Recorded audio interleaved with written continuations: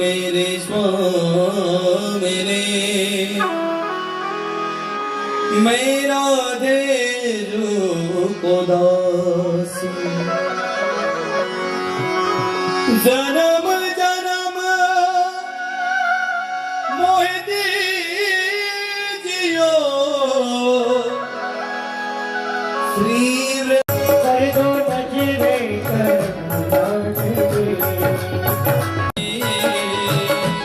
कर दो नजरे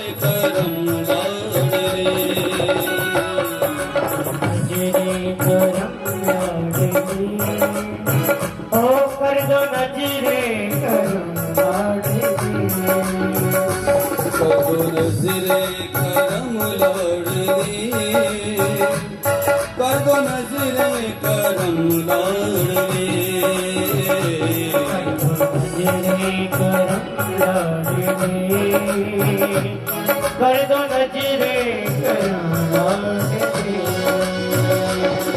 करुणा की नजर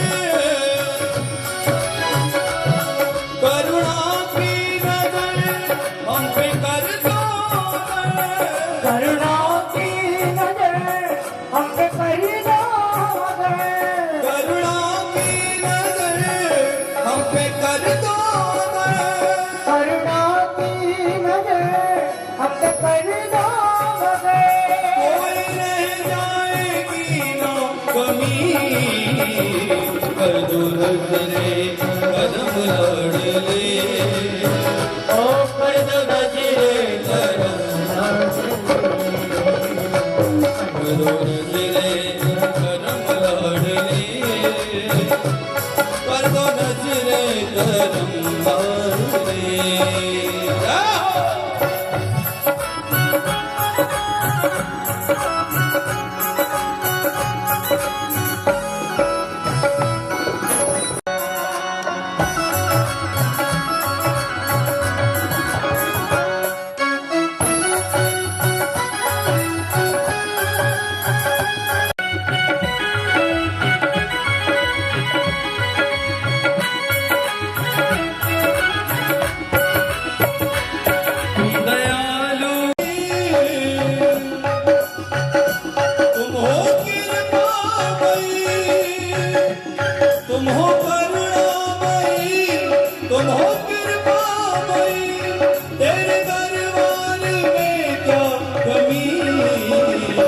कर दो नजरे करम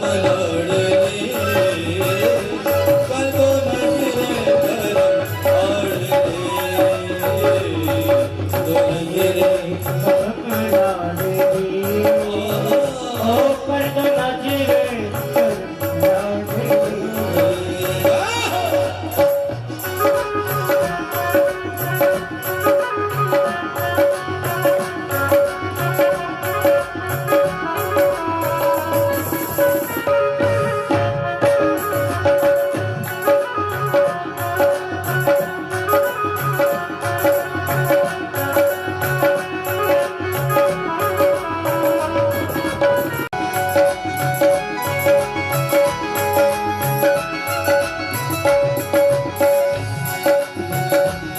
तेरी कृपा जो हम पर भी हो जाएगी तेरी कृपा जो हम पर भी हो जाएगी तेरी कृपा जो हम पर भी हो जाएगी तेरी कृपा जो हम मनवा खिल जाएगी कली मुरझाई मनवा खिल जाएगी कली मुरझाई मनवा की खिल जाएगी मुरझाई मनवा की खिल जाएगी रहमत की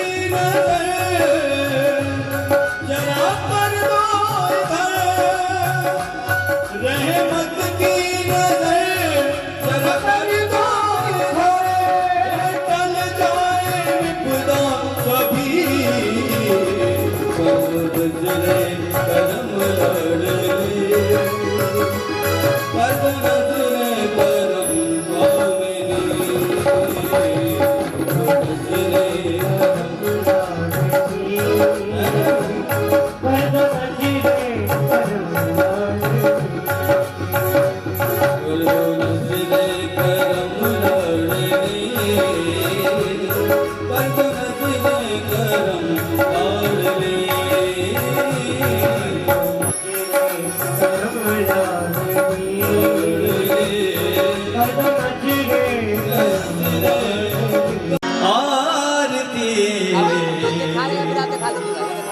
पापियों को पाप से है तारते भगवत भगवान की है आरती पापियों को पाप से है तारती भागवत भगवान की है आरती पापियों को पाप से है तारते भागवत भगवान की है आरती पापियों को पाप से है तारती अमर ग्रंथ ये सूक्ष्म ग्रंथ ये पंचम वेद निराला नवकोटि जगाने वाला ये अमर ग्रंथ ये ज्योति जगाने वाला हरि नाम यही हरि नाम यही हरि नाम यही हरि नाम यही हरि नाम यही हरि नाम यही हरि नाम यही जग की मंगल की आरती पापियों को पाप से है तारती भागवत भगवान की है आरती पापियों को पाप से है तारती भागवत भगवान की है आरती पापियों को यह सांत गीत पावन पुनीत पापों को मिटाने वाला हरि दर्श कहा है आनंद गंध सच्चिदानंद परम परमेश्वर जगत नियंत्रणा जगदाधार में आपके सामर्थ्य को समझ नहीं पाया, आपको जानने में हमसे भूल हो गई। हे वासुदेव श्री कृष्ण, हमें आप क्षमा करें। मैं आपका अपराधी हूं, मैंने गोपों पर इतना अत्याचार किया। मैं अज्ञानी आपको नंद का लाला समझ बैठा। हे भगवान, आपके ही बनाए हुए हम भी हैं और हम भी आपके ही बालक हैं। और बालक तो हमेशा पिता के लिए क्या रहता है? बालक ही रहता है। माता और पिता के लिए बालक हमेशा बालक रहता है, और चाहे जितना बड़ा हो जाए, चाहे जितना बड़ा हो जाए, सैलरी उसकी 2.5 लाख हो जाए, उससे नहीं मतलब। कितना भी ज्ञानवान हो, फिर भी पिता ये जानता है कि ये अभी बालक है, छोटा है, ये इसके पास बुद्धि कम है। सैलरी उठा रहा है वो 2.5 लाख, लेकिन बाप को लगता है, पिता को लगता है कि वो अभी छोटा है, बुद्धि कम है। तो इंद्रदेव वही कह रहे हैं कि हम आपके बालक हैं और हम अज्ञानी हैं। हे प्रभु, इसलिए हमें आप क्षमा करें। सुखदेव जी कहते हैं, राजन, भगवान इंद्रदेव पर रुष्ट थे ही नहीं। भगवान ने कहा, इंद्रदेव किस बात की क्षमा क्यों मांग रहे हो? मैं तुम पे कब रुष्ट हुआ? बोले, प्रभु, आपके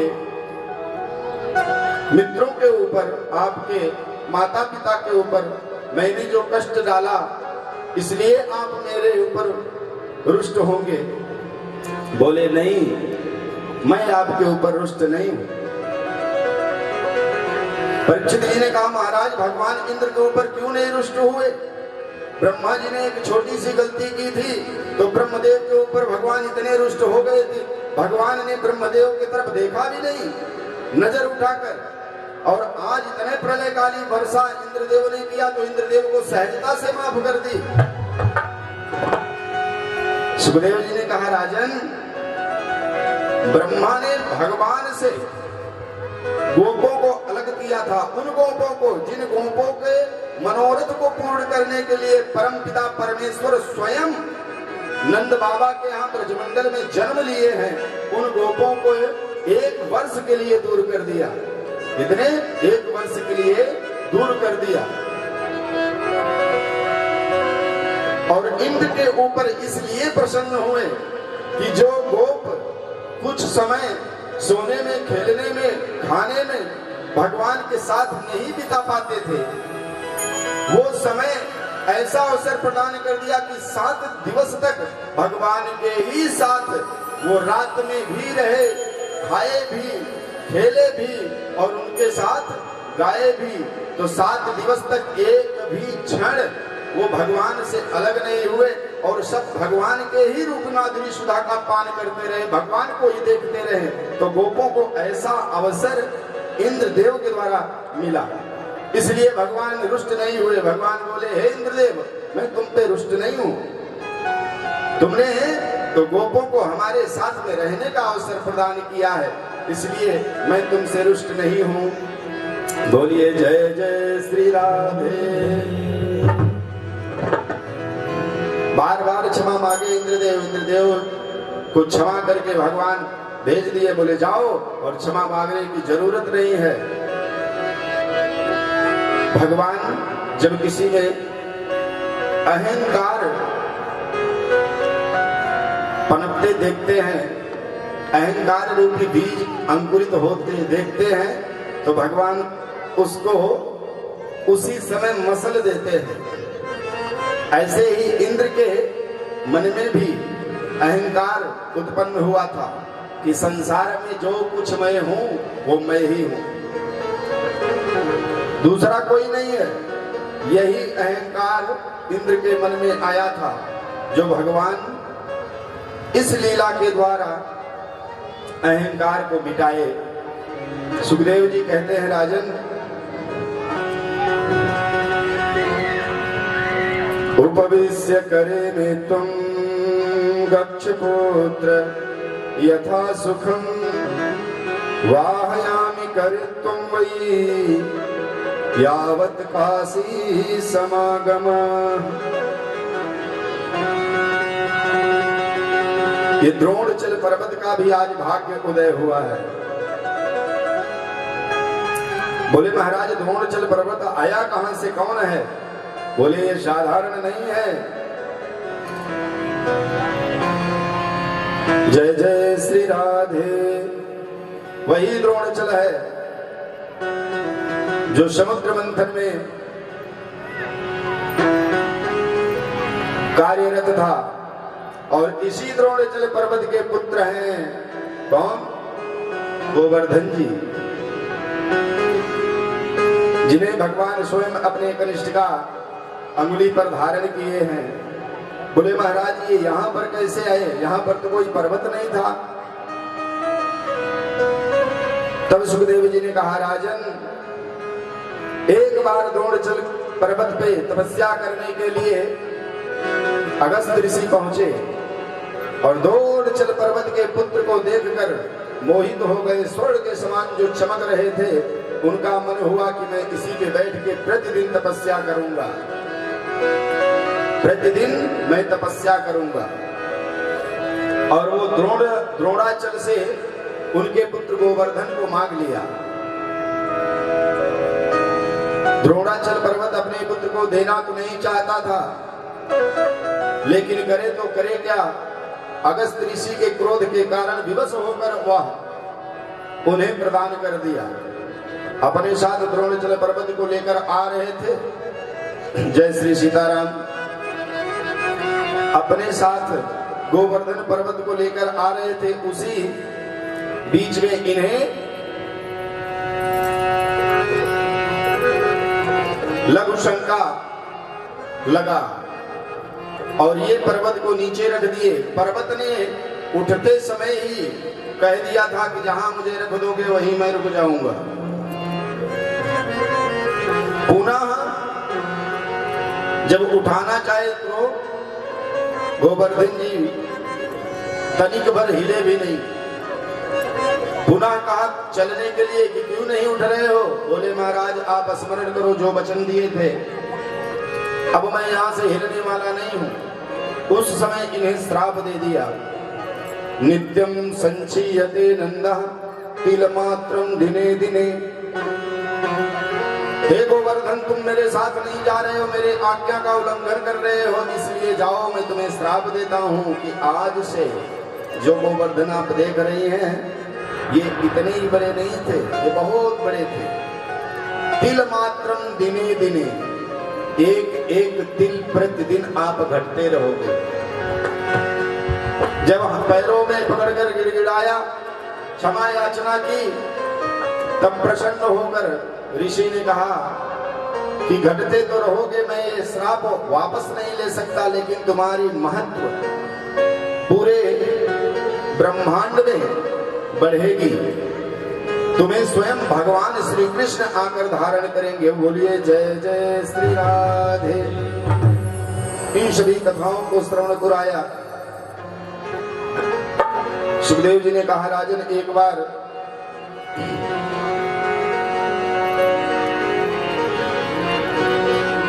नंद बाबा एकादशी के व्रत थे। एकादश्याम निराहारः समरभ्रच्च जनार्दनम् अस्नान्तु नन्दस्तु कालिन्द्या द्वादश्याम जलमाभिषक। एकादशी के व्रत थे, थोड़े ही क्षण के लिए द्वादशी पारण करने के लिए मिल रहा था। उन्होंने भोर वेला ब्रह्म वेला समझकर उससे पहले ही जाकर यमुना जी में स्नान करने लगे। उसी समय वरुण की कुछ पार्षद आए और नंद बाबा को पकड़कर वरुण लोक ले गए। नंद बाबा सभी गोपों के साथ नहा रहे थे। गोप भी गए थे नंद बाबा के साथ। जब नंद बाबा को जाते हुए देखा तो वो गोपगण आए और भगवान से बताए कि देख रहिया, अपने बाबा को कुछ दूत पकड़कर पता नहीं कहां पर जल में लेकर चले गए। भगवान जब सुने तो भगवान स्वयं यमुना जी में प्रवेश किए और वरुण लोक को पहुंच गए। वरुण देव ने जब भगवान को देखा, भगवान को देखकर प्रणाम किया, बड़े ही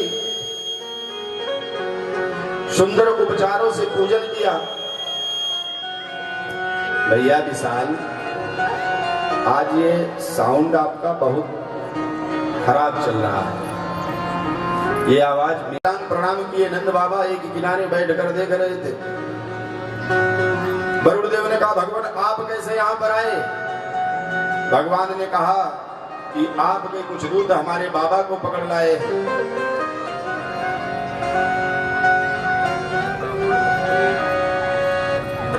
जैसे ही कहा, आपके बाबा, आपके तो ना कोई पिता है ना कोई माता, कब से आपके बाबा हो गए?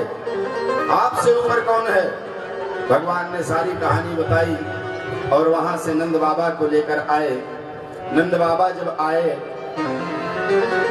गोपों ने कहा, बाबा आप कहाँ चले गए थे? बोले मुझे वरुण के पार्षद पकड़ कर ले गए थे और वहां पर मेरे लाला की बड़ी सेवा किए, वो पूजा किए धूप दीप नैवेद्य से।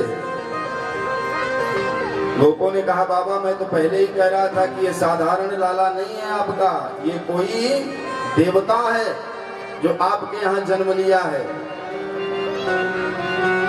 बोले मुझे भी आज से प्रतीत हो रहा है ये कोई देवता है, ये साधारण नहीं है। सुखदेव जी कहते हैं, राजा इस परीक्षित, जब गोपों ने जान लिया कि ये कोई देवता है तो एक दिन भगवान से पूछ पड़े कि हे भगवान, बाबा बता रहे थे कि आप देवता हो, वैकुंठ लोक में रहने वाले हो, वरुण लोक में सुने हैं, तो एक बार कन्हैया वैकुंठ का दर्शन हमें भी करा दो।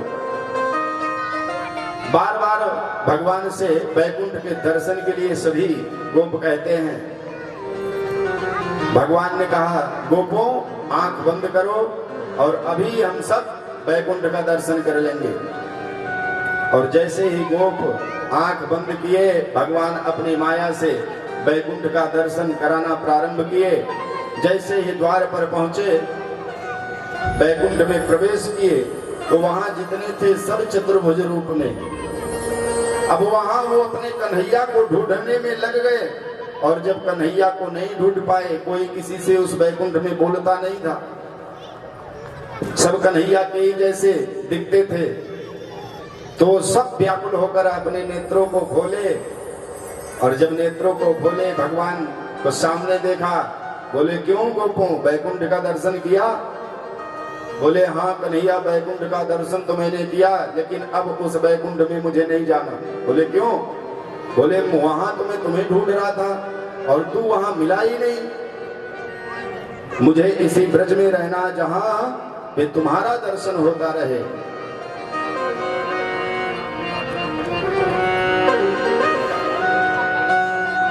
सारे गोप कहते हैं, सारी गोपियां कहती हैं, मुरलिया वाले रे सांवरिया प्यारे रे,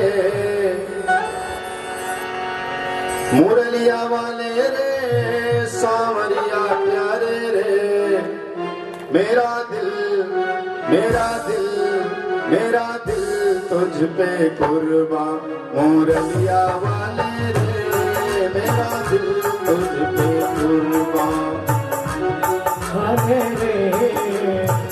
मुरलिया वाले रे सांवरिया प्यारे रे, मुरलिया वाले मेरा दिल मेरा दिल मेरा दिल तुझ पे कुर्बान, मुरलिया वाले रे मेरा दिल तुझ पे कुर्बान, मुरलिया वाले रे मेरा दिल तुझ पे।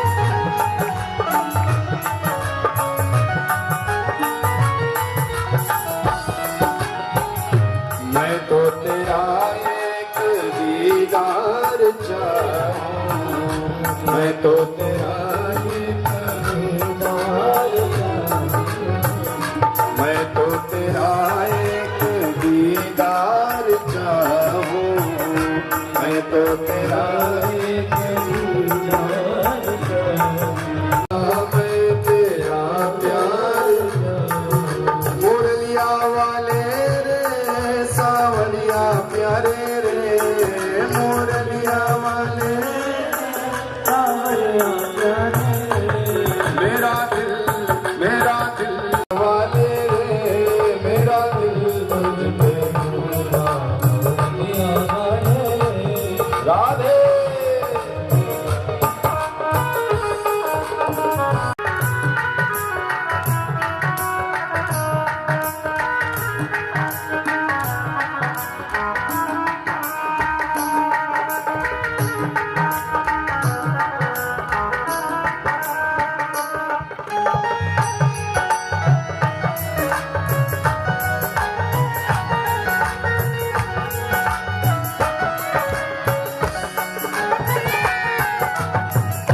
देखी है जब से तस्वीर तेरी, देखी है जब से तस्वीर तेरी, देखी है जब से तस्वीर तेरी, देखी है जब से तस्वीर तेरी, तब से बदल गई है तकदीर मेरी, तब से बदल गई है। मुरलिया वाले रे सांवरिया प्यारे रे, मुरलिया वाले सांवरिया प्यारे रे, मेरा दिल तुझ पे कुर्बान, मुरलिया वाले रे मेरा दिल तुझ पे कुर्बान।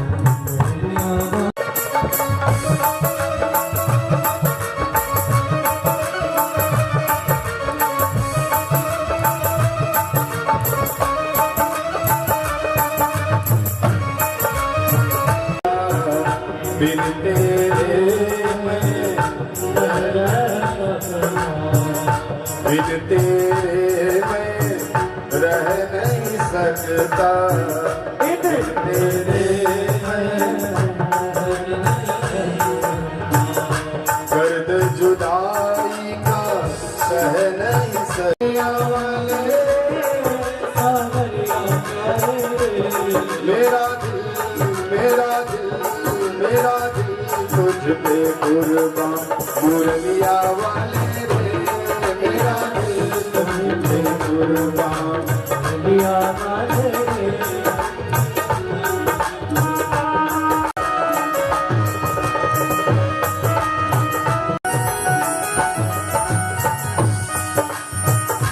चाहे कुछ भी करे जमाना, चाहे कुछ भी करे चाहे कुछ भी करे जमाना, चाहे कुछ भी करे जमाना, पागल हुआ मैं ये तेरा दीवाना, पागल हुआ ये मैं तेरा दीवाना, चाहे कुछ भी कहे जमाना, चाहे कुछ भी कहे जमाना, पागल हुआ मैं तेरा दीवाना, पागल हुआ ये मैं तेरा दीवाना, चाहे कुछ भी कहे जमाना, चाहे कुछ भी कहे जमाना, पागल हुआ मैं तेरा दीवाना, पागल हुआ मैं तेरा दीवाना। मुरलिया वाले रे सावरिया प्यारे रे, मुरलिया वाले रे सावरिया प्यारे रे, मेरा दिल मेरा दिल मेरा दिल तुझ पे कुर्बान मुरलिया वाले रे, मेरा दिल तुझ पे कुर्बान मुरलिया वाले रे, मुरलिया वाले रे सावरिया प्यारे रे, मुरलिया वाले रे सावरिया प्यारे रे, मुरलिया वाले रे सावरिया प्यारे रे, मुरलिया वाले रे सावरिया प्यारे रे, मेरा दिल मेरा दिल मेरा दिल तुझ पे कुर्बान मुरलिया वाले रे, मेरा दिल तुझ पे कुर्बान मुरलिया वाले रे, मेरा दिल तुझ पे कुर्बान।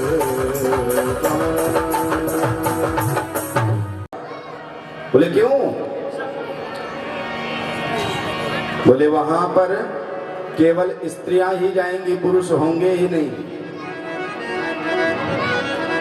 अच्छा, गोपी का अर्थ आप लोग जानते हैं क्या है? गोभी इद इंद्रिया,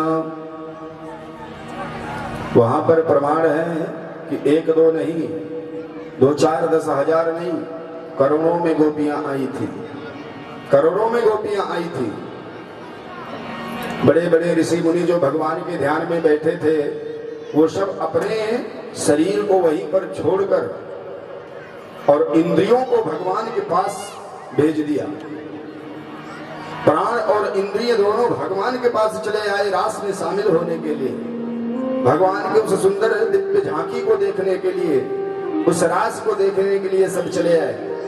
भोलेनाथ ने कहा, देवी मैं भी चलूंगा।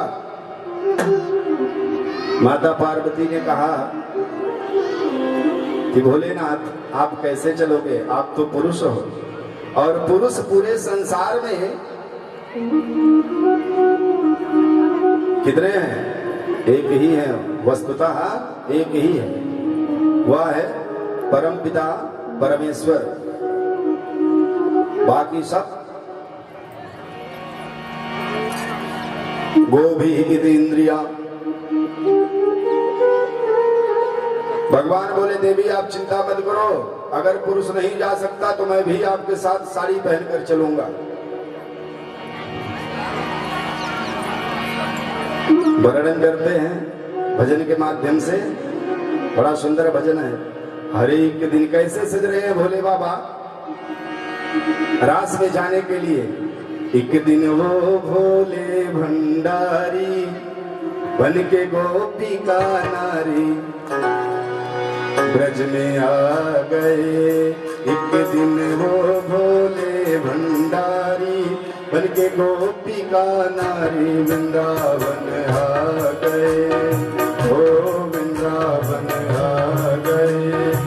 पार्वती जी मना के हारी ना माने त्रिपुरारी वृंदावन आ गए।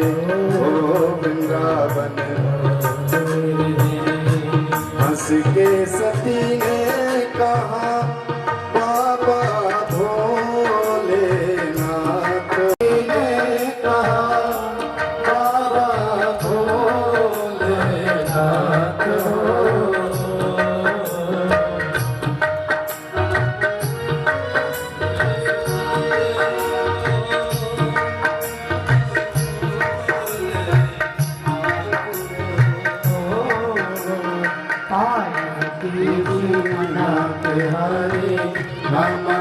त्रिपुरारी वृंदावन आ गए।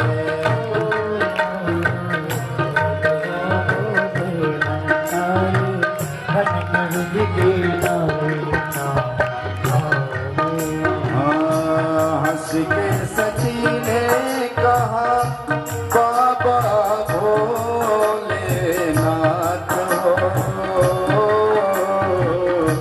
मोहन के सिवा कोई पुरुष न होए उस रास में। हंसी करेंगी ब्रज की नारी मानो बात हमारी वृंदावन आ गए। ओ वृंदावन आ गए। एक दिन वो भोले भंडारी बन के गोपी का नारी वृंदावन आ गए। ओ वृंदावन आ गए।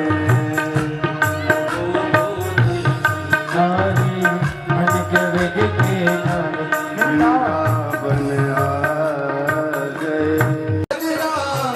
गिर गया मोहन बाल का गजरा गिर गया मोहन बाल का गजरा गिर गया मोहन बाल का गजरा गिर गया मोहन। अपने अपने अपने हाथों पे नजार मोहन मेरे हाथ में दी लगी। अपने हाथ पे नजार मोहन मेरे हाथ में दी लगी। लट उलझी सुलझा जार मोहन मेरे हाथ में दी लगी।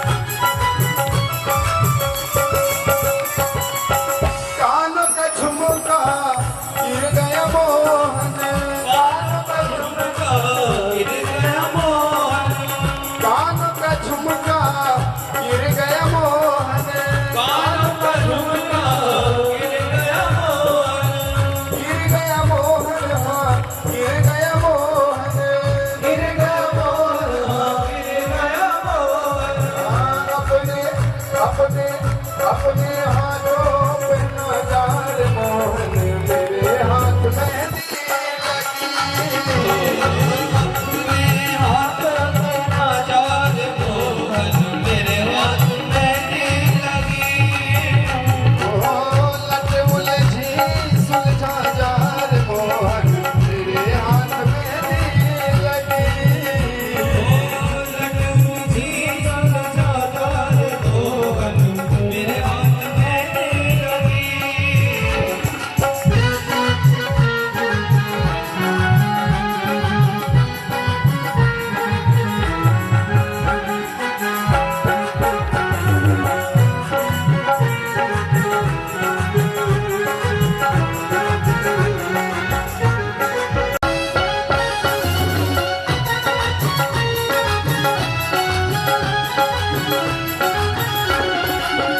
कोई गोपी बालों में गजरा भगवान से लगवा रही है, तो कोई गोपी कानों में कुंडल सजवा रही है। तब तक एक गोपी आई और भगवान से कहने लगी, आंखों का गजरा हट गया मोहन, आंखों का गजरा हट गया मोहन, आंखों का काजल मेहंदी लगी।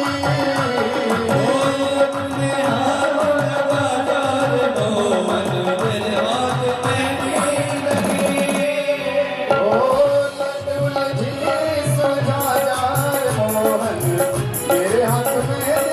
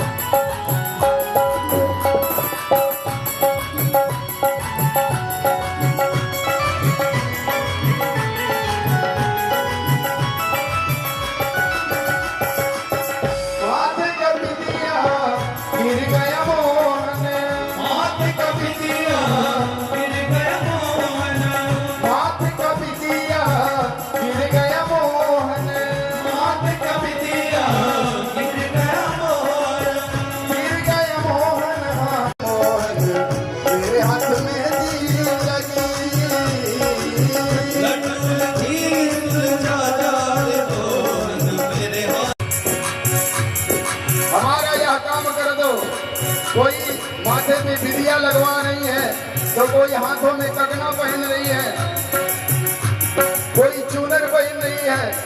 सुखदेव जी कहते हैं स्वामी, सुखदेव स्वामी कहते हैं राजन, एक गोपी आई और भगवान से कहने लगी, पाँव की पायल गिर गई मेरी, पाँव की पायल गिर गई मेरी, पाँव की पायल गिर गई मेरी, पाँव की पायल गिर गई मेरी, गिर गई मेरी, हाँ गिर गई मेरी, गिर गई मेरी, हाँ गिर गई मेरी। अपने अपने अपने हाथों पहना जार मोहन, मेरे हाथ में दिल अपने हाथ में नाजार मोहन, मेरे हाथ में लगी। लट उलझी सुलझा जार मोहन, मेरे हाथ में दिल लगी।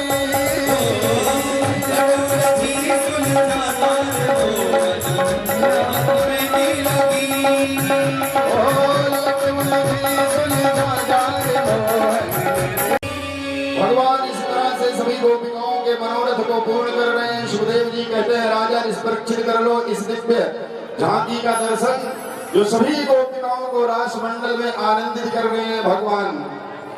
भगवान सभी के मनोरथों को सिद्ध किए। सुखदेव जी कहते हैं गोपिकाएं नहीं, ऋषि मुनि सिद्ध गंधर्व भगवान भोलेनाथ भी स्वयं आकर इस रास में भाग लिए और सब भगवान के उस दिव्य रूप माधुरी को देखकर आनंदित हुए और के मोह से छुटकारा दिलाए। और वहीं पर जो काम को अभिमान हुआ था, कामदेव को अभिमान हुआ था कि मैं पूरे ब्रह्मांड में सबसे ज्यादा बलिष्ठ हूँ, मैंने सब पर विजय पा लिया है, भोलेनाथ भी हमारे सामने नहीं टिक पाए, ब्रह्मा भी नहीं टिक पाए, नारद जैसे ऋषि नहीं टिक पाए। वह काम जब भगवान को आकर आकर्षित करना चाहा, उन्हें चैलेंज दिया, तब भगवान को लेने के लिए वृंदावन भेज दिया।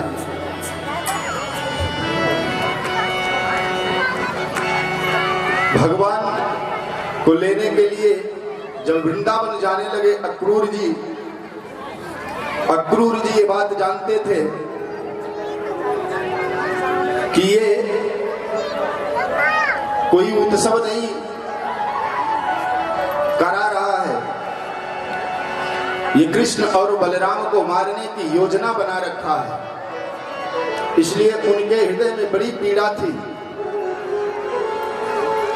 परंतु वह भी विवश होकर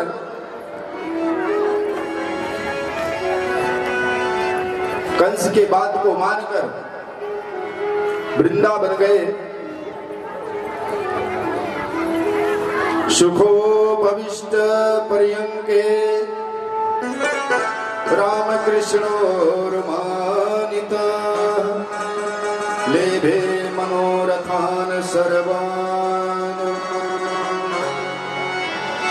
पथ्यान् चचाकर।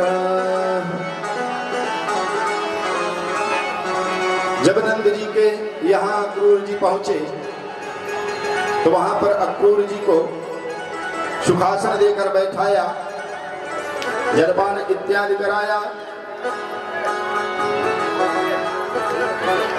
नंद जी ने हाल समाचार लिया, पूछा कैसे आना हुआ, सारा वृत्तांत सुनाया। और जब कहा मैं कृष्ण और बलराम को लेने आया हूं,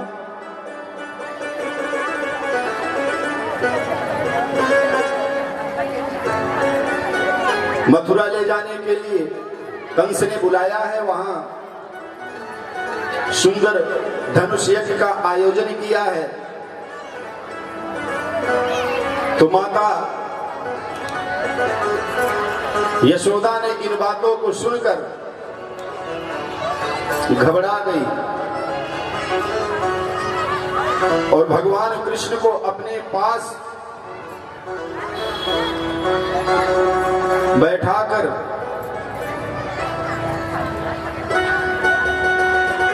और पकड़कर रोने लगी। सुखदेव जी कहते हैं राजन, भगवान ने कहा माते क्या बात है, तुम क्यों परेशान हो, तुम्हारे आंखों में अश्रु कैसे बह रहे हैं। यशोदा मैया ने कहा लाला, थोड़ी देर के लिए तू अगर मेरे आंखों से ओझल हो जाता है, गैया चराने के लिए चला जाता है, तो मेरा मन घबराने लगता है और तुझे लेने के लिए तेरे चाचा अक्रूर जी आए हैं और तुझे मथुरा ले जाने की बात कर रहे हैं, इसीलिए ये नेत्र ये अश्रु रोक नहीं पाए। भगवान ने कहा मां,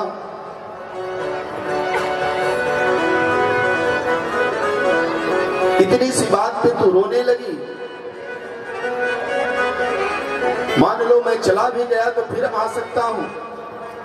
माता यशोदा ने कहा कन्हैया, बात यही है कि तू अगर यहां से एक बार चला गया तो फिर आने वाला नहीं है। बोले क्यों? सुखदेव जी कहते हैं उसी समय भगवान श्री कृष्ण को यशोदा जी ने सच्चाई बता दी। यशोदा जी ये सारी बात जानती थी कि ये किसका पुत्र है। यशोदा जी ने कह दिया कि लाला, मैं ये जानती हूं कि पालने वाली मैं हूं, लेकिन जन्म देने वाली तुम्हारी जो मां है वो उसी मथुरापुरी में रहती है। भगवान ने कहा मैया क्या कह रही हो? यशोदा मां ने कहा हाँ ये सत्य बात है। सुखदेव जी कहते हैं राजन, भगवान यशोदा जी को बहुत समझाते हैं। आज विवाह की भी कथा है, इसलिए ज्यादा समय ना लेकर शीघ्र वहां पर पहुंचे। बोलिए जय जय श्री राधे राधे। एकदम पारदर्शी हो। सुखदेव स्वामी कहते हैं राजन, भगवान हमेशा जीव के अंतर आत्मा को देखते हैं, हृदय को देखते हैं। बनाए हुए सारे प्राणी तो भगवान के ही हैं। बोलिए जय जय श्री राधे। जब भगवान ने ऐसा कुब्जा से कहा, कुब्जा प्रसन्न हो गई, बोली भगवान आप बातें बड़ी अच्छी करते हो। आपने सुंदरी तो मुझे कहा है, मैं सुंदर हूं या नहीं हूं इससे नहीं मतलब, लेकिन आपको देखकर यह चंदन जो मैं महाराज कंस के लिए ले जाती हूं प्रतिदिन, यह चंदन आज मैं आपके मस्तक पर लगाना चाहती हूं। भगवान ने कहा देवी देर मत करो, तुम्हारा यह मनोरथ अवश्य मैं पूर्ण करूंगा। भगवान ने कुब्जा से चंदन लगवाया। चंदन लगा के जैसे ही कुब्जा जाने लगी, बलदाऊ भैया ने कहा कन्हैया गिरी का चंदन लगवा लिया, इसे कुछ तो दे दे।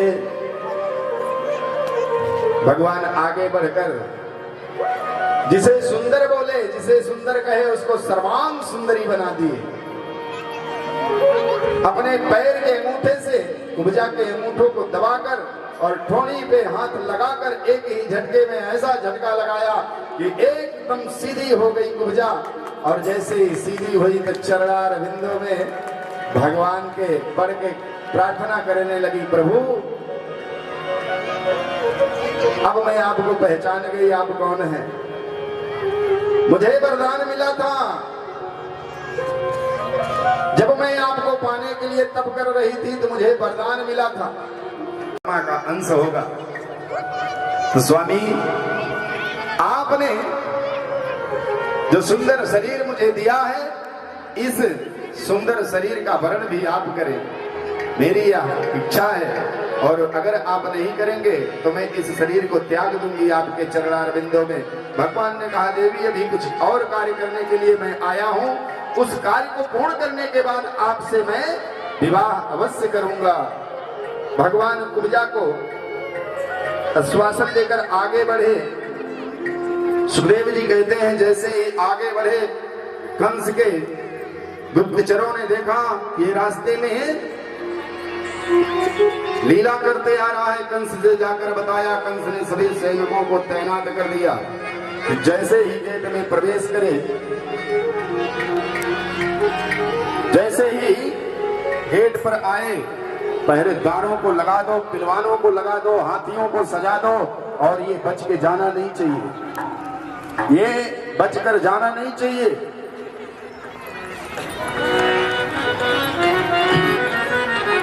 बोलिए जय जय श्री राधे श्याम। कुबलिया पीठ हाथी को बुलाया, दरवाजे पे लगा दिया। कृष्ण और बलराम आगे बढ़े जा रहे हैं, जैसे देखा द्वार पर हाथी है। भगवान समझ गए, दाऊ भैया से इशारे किए, दाऊ भैया सतर्क हो जाओ, मामा का कोई भरोसा नहीं है। दाऊ भैया ने कहा कन्हैया चिंता मत कर, डरने की कोई बात नहीं है। थोड़ा सा ये धूप बत्ती हटवा दीजिए यहाँ से, क्योंकि अब 7वां दिन है और थोड़ा ये गले में सीधा जा रहा है। बातों को तोड़कर जैसे ही कंस ने कहा पकड़ो इसे, मारो, यही है मेरे राजा को मारने वाला, मेरे राजा का शत्रु, तो भगवान उन सबको मारना प्रारंभ कर दिया। और मारते मारते भगवान मल्लयुद्ध अखाड़े में पहुंच गए। वहां पर बैठे हुए तमाम योद्धाओं ने भगवान को देखा। सुखदेव जी कहते हैं राजन जाकी रही भावना जैसी, जाती रही भावना जैसी, जाती रही भावना जैसी, जाती रही भावना जैसी, जाती रही भावना जैसी, जाती रही भावना जैसी, जाती रही भावना जैसी, प्रभु मूर्ति बिन देखी तैसी, प्रभु मूर्ति बिन देखी तैसी, जाती रही भावना जैसी। जितने भी योद्धा वहां पर बैठे थे मल्लयुद्ध देखने के लिए, जो राज्य के लोग बैठे थे, सुखदेव जी कहते हैं राजन जाकी रही भावना जैसी, उसी तरह से दिखने लगे जिन्हें योद्धा के रूप में देखना था, वो योद्धा के रूप में देख रहे हैं भगवान को। और जिनके अंदर भगवान के प्रति भक्ति थी, उन्हें भगवान